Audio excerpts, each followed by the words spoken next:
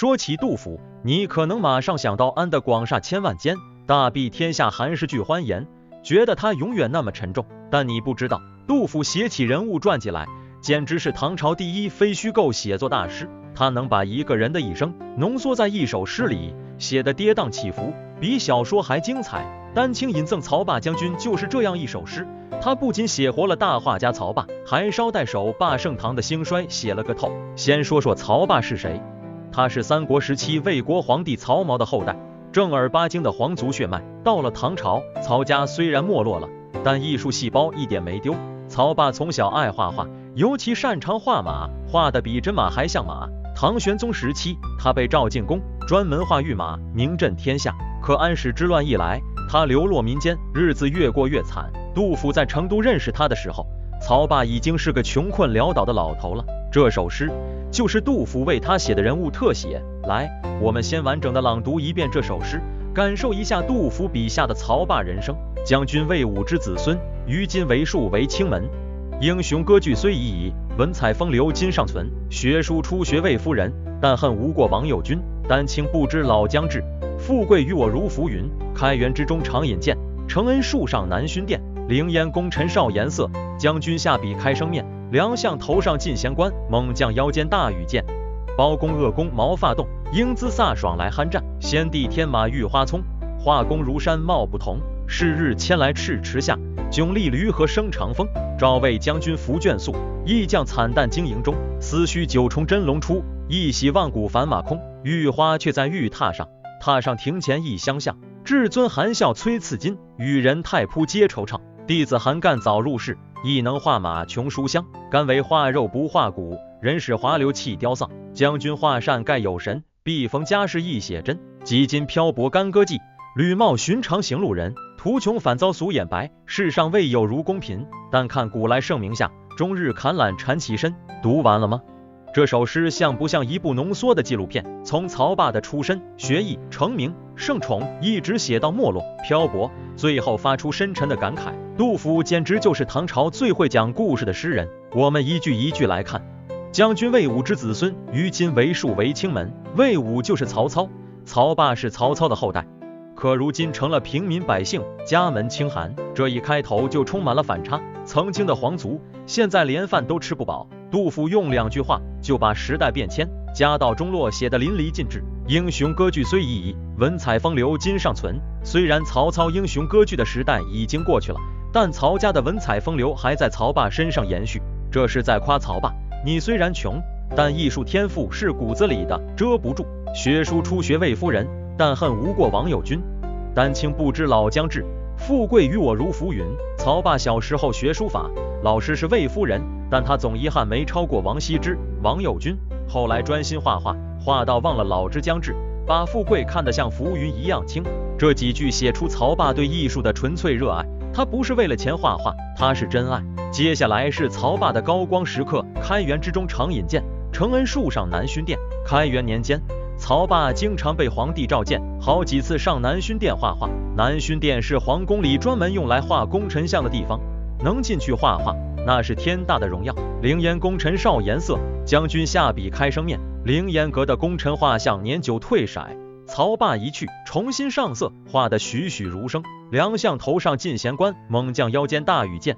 包公恶公毛发动，英姿飒爽来酣战。他画的功臣，文官带着进贤官，武将配着大羽箭。包国公段志玄，鄂国公尉迟敬德，画的毛发都仿佛在动，英姿飒爽，好像正在酣战。这细节太传神了。先帝天马玉花葱，画工如山貌不同。是日迁来赤池下，迥丽驴和生长风。唐玄宗的宝马玉花葱，别的画师画出来都不像。那天迁到宫殿台阶下，他昂首挺立，仿佛在长风中生长。曹霸要出手了。赵魏将军伏卷宿，义将惨淡经营中。思绪九重真龙出，一洗万古凡马空。皇帝下令，曹霸铺开卷帛，苦心构思。片刻之间，一匹真龙般的宝马跃然纸上，把万古以来的凡马都比下去了。这评价高得吓人，但杜甫说的那么肯定，那么有底气。玉花却在玉榻上，榻上庭前一相向。至尊含笑催赐金，与人太仆皆惆怅。画好的马挂在玉榻上，和庭前真马相对而立，真假难辨。皇帝笑着催着赏赐金子，养马的人都看傻了，心里失落。真马还不如画马神器呢。这里杜甫插入一句评价：弟子韩干早入仕，亦能画马穷书香。干为画肉不画骨，人使滑流气雕丧。韩干是曹霸的弟子，也是画马名家，能画出马的各种形态。但杜甫觉得他只画出了肉，没画出骨，画不出滑流的精气神，这是明捧曹霸，暗贬韩干，说曹霸的画更有风骨。然后笔锋一转，写曹霸的落魄。将军画扇盖有神，必逢佳士亦写真。曹霸画得这么好，但只愿意给真正懂画的人画肖像。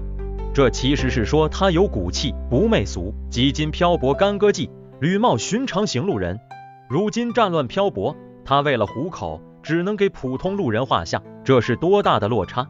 当年给皇帝画御马，现在给路人画肖像，一个天上一个地下，图穷反遭俗眼白。世上未有如公贫，越是穷困越遭俗人白眼。世上没有比曹霸更穷的了。杜甫这里用如公贫直接点出曹霸的困境，也流露出深深的同情。但看古来圣明下，终日砍懒缠其身，这是全诗的点睛之笔。杜甫说，自古以来，盛名之下的人往往一生坎坷困顿。这不仅说曹霸，也在说杜甫自己，说李白，说所有怀才不遇的天才。他用一句诗概括了整个时代对艺术家的不公。这首诗最厉害的地方是杜甫把个人命运和时代变迁完美的结合在了一起。曹霸不是个例，他是整个盛唐文化衰落的缩影。